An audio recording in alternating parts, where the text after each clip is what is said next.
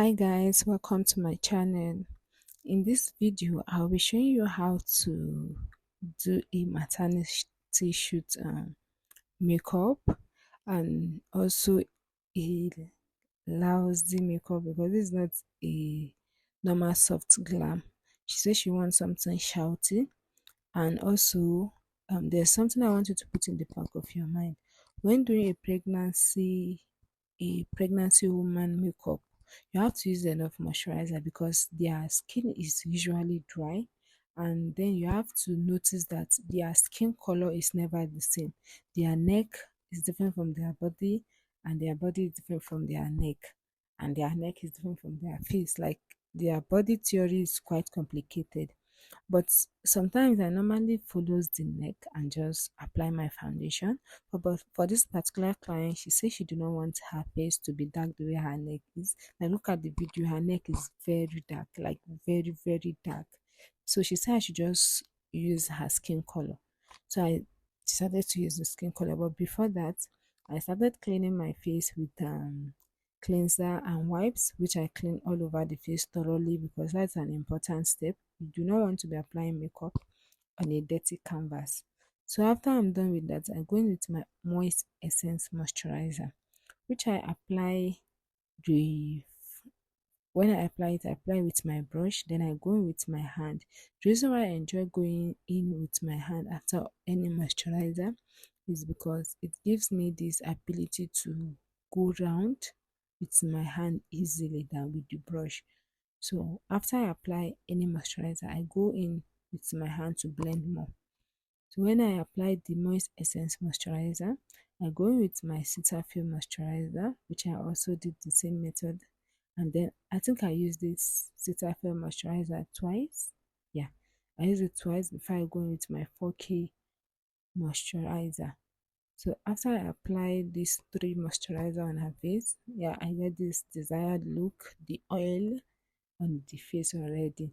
Then I go with my Kiss Beauty spray to seal every moisturizer I've done on the face. Then I allow it to dry. When I'm done with that, I go in with my foundation. I use the V Beauty foundation. Yeah, I use the V Beauty foundation, which I use her face color because look at her face. It's actually different from the neck. As you can see, in fact, I think it's also different from the body. But she said she preferred it like that, so I just continue using the color. So while I continue using the color, I also use the same color of the foundation to the neck.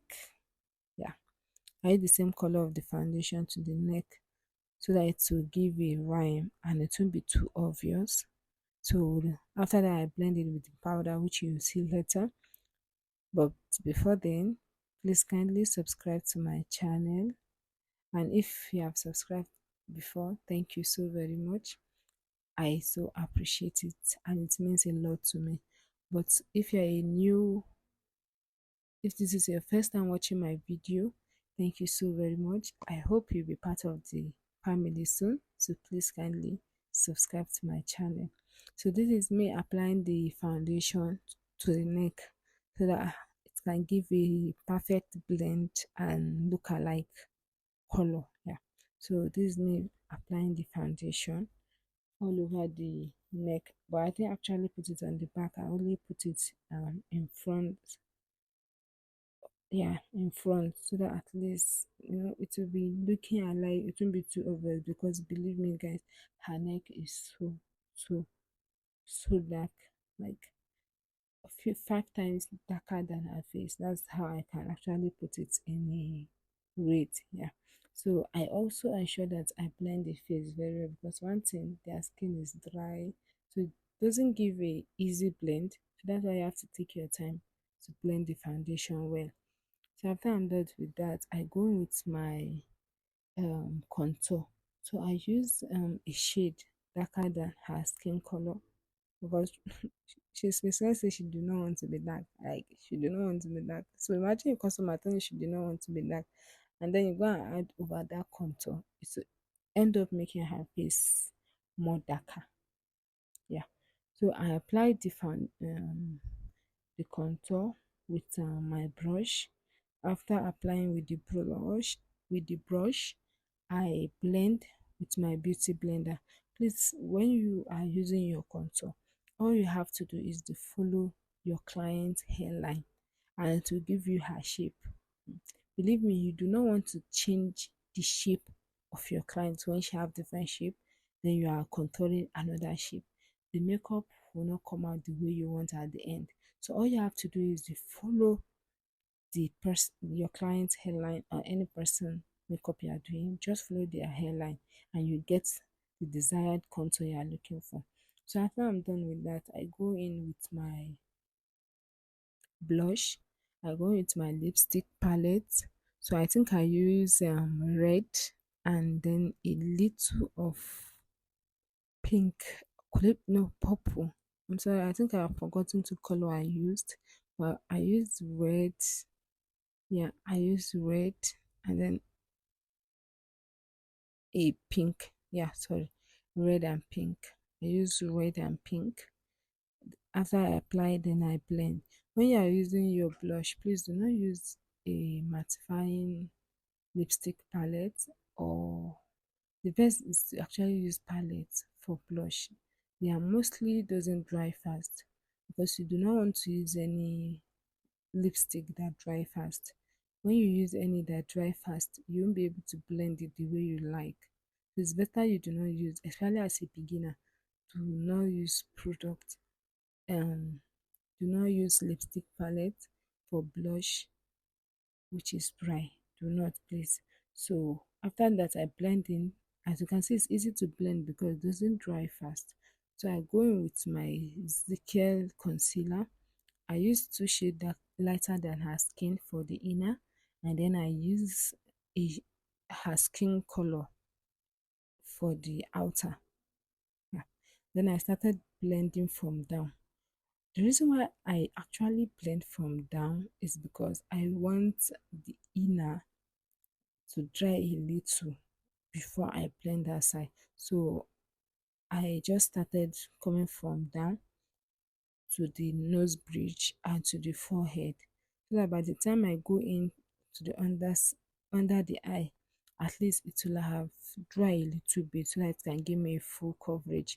So after I'm blending with that, I started blending the outer side of the inner eye upwards. Yeah.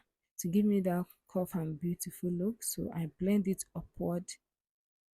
And then she was telling me at this point that she actually tear a lot. So I should be careful. So I was extra careful. Actually, whenever I'm dealing with any of my clients, when I'm under the eyes, I'm extra careful because I do not want them to start crying. Maybe I mistakenly put my hand inside their eye or the brush. So I do not want them to resort to any crying. So after I blend the under eyes thoroughly, like I blend it to the way I want, not too much and not too small.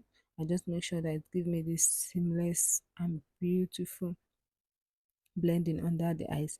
Then I go with the same color of powder, color of foundation that I use for her contour for the nose bridge, because when you use a liquid contour for the nose contour, it's so beautiful. Yeah, you'll love the outcome than using only powder. So that's why I enjoy using my liquid contour for the nose contour first before I go with my powder. So I go with this RCM, yeah, RCM setting powder for the under eyes so that it can give me the bright looking. As you can see, it's already giving. And before I apply the setting powder, I blend with one side of the eye, then I go in with the setting powder. That's the procedure.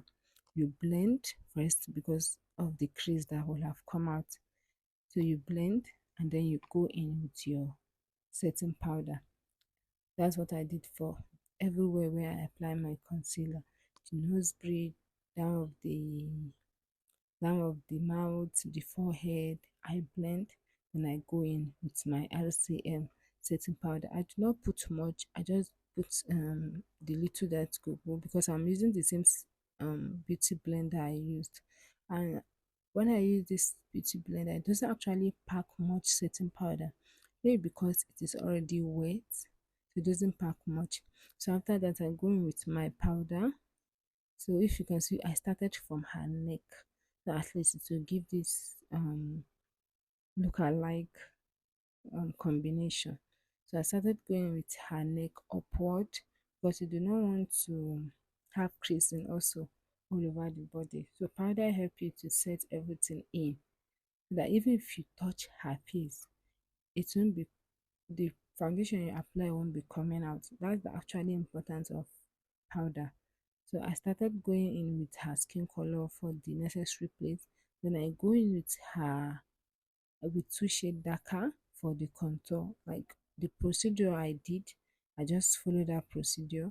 I follow like I use her skin color powder all over the face. Then I use the darker shade for the contour side and for the nose bridge. Then I go in with my eyeshadow for the blush. That's just the method.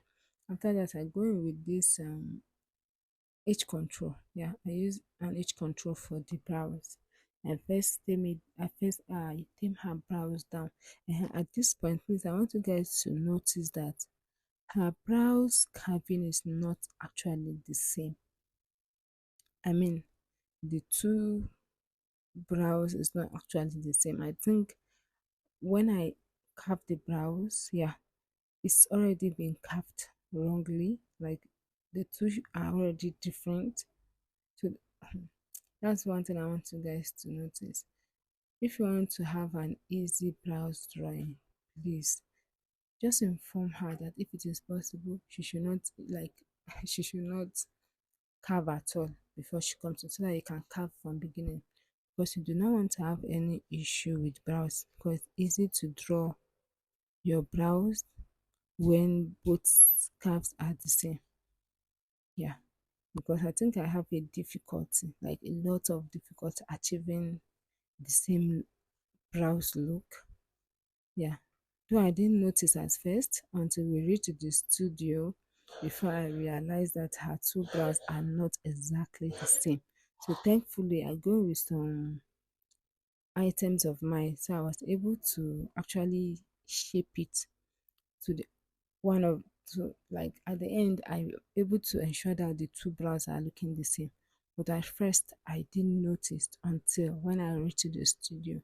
This is because like I feel like both of them are the same. Yeah, but when I reached the studio and then I look at the face well, I realize that the two brows are not the same. So please, when you want to carve, carefully carve. That way it will be easy for you to draw your brows because all you have to do is to follow her brow hair. But if you carve differently, imagine you have carved differently, then you are following the brow hair, it will still give you a different brows. Yeah. So after that, I go in with my eyeshadow primer. I think I'm not sure which I don't know the brand of this eyeshadow that I'm using. I go in with this eyeshadow primer. Then after that, I go in with my powder. I use a little dark shade for the like for the crease of the eyeshadow. Yeah, sorry, that's the word I'm looking for the crease of the eyeshadow so that I can blend in before I even start out in my eyeshadow. And you can see she already has this pop eyes, and she also says she wants something shouty. Like basically, we are doing something shouty for this makeup. So I go in with this color for the crease, and I go in with a dark brown and light brown for the outer. Yeah, as you can see, I go in for the dark brown and light brown for the outside. Then for the crease, I just blend it out with a light brown. It's a light brown. So after I'm done with that, then I go with this color. I think I used the next color I used. I think it's pink. Now, please, you guys will see the color I used just now. I can't really remember which color I actually used for the inner side of the eyeshadow. But this is just me blending all through like together. the inner and the crease together because I don't like straight line in eyeshadow. In fact, in anything at all, applying of foundation, everything, I really do not like crease line. And sorry, please, guys, before I actually start the eyeshadow, I apply my baking powder. This is because I don't all the fuzz, like all the excess that will come out from the foundation and the eyeshadow, it can fall off on the baking setting powder, so I can easily dust it out without any problem. Yeah. So this is the color I use. I think this is it pink or orange. I'm not sure. But after I apply this inside, I just use my new powder brush to blend everything like the inner and the inside together so that there will be no any creasing line. So after I blend thoroughly, I think I apply a little of this shimmer, yeah, of this glitters from the same eyeshadow. I think I'm using the African Magic Queens eyeshadow. So I apply the shimmers on the eyeshadow palette to her eyeshadow. Yeah. But before I do that, please make sure you blend very well. Like blending is an important step in makeup.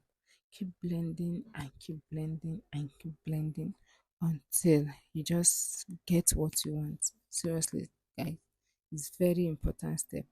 So this is me applying the shimmer. I started from the inner to the outside because I do not want it all over the face. I just want it in that inner side of the eye.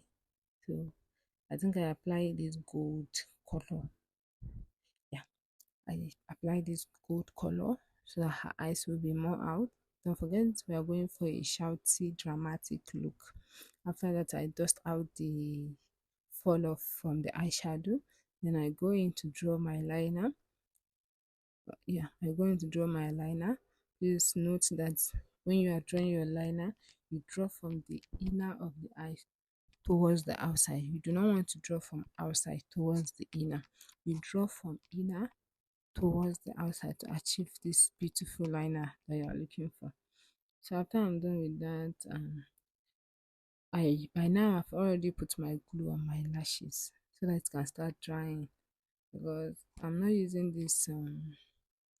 this easy lash glue that will dry fast. I'm using the one that will take a little time before it dries. So I've already keep my lashes by the side with the glue already while I'm drawing her face liner. Yeah, so that it can match. Instead of waiting for the lashes to dry, I just prefer to put the glue so that by the time I'm done with every necessary thing in the eyes, the glue will have dried up. Yeah, that is the idea. So as usual, I'm drawing the liner from the inside towards the outside. When you do that, believe me, like it will just go correctly without any problem. Then when you're out the outside, you can try to open the eye so that you can get her cuff, yeah, so you can get that straight cuff line.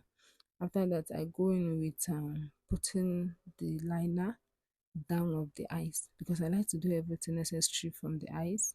At this point, I think she has already started tearing. Yeah, because this is what I'm scared of most. But look at her eyes. She's already tearing. Like she actually tell me that she tears a lot. Maybe she have an eye issue or something. But normally she doesn't tear, but she has already started tearing. And funny enough, they don't use to tear in both eyes. They tears from only one side of the eyes. So after that, I go with this light brown outer look. Yeah. After that, then I go with red, pepper red for the inside of the lipstick. To look at the lipstick, everything is just calling her shouty, shouty, shouty. And I go with a little bit of this orange that the red can pop out more. Yeah. And then I blend in. Believe me, guys, at this point she started tearing. I'm not sure, but at some point she started tearing out, which I feel like, oh my god, yeah, this is the point. Look at her eyes, guys. Yeah, look at it, look at that. She's she has already started tearing. But I just continued so that tears can also dry before I even touch it. It's important that I so at this point I think I've arranged the tears and I have applied my shine shine, which is um glitters. I apply my glitters on the cheek and then on the nose bridge. I'm sorry guys, I think that place has when I'm applying it, it actually caught or something because I'm the only one doing this video and also the makeup. So I was not able to actually know when this side actually stopped. But I've already applied the blush. I applied the blush again and then I applied the glitters. And look at it, this is the look. Like, what do you guys think of this look? Look at her neck. You can't even know that I apply foundation if not that I actually tell you. So everything is just popping, classy, and like, oh my god, look at it. Can you believe that it's actually a pregnant woman looking from her face? She's so looking so takeaway, and I think I really like this makeup. What do you think?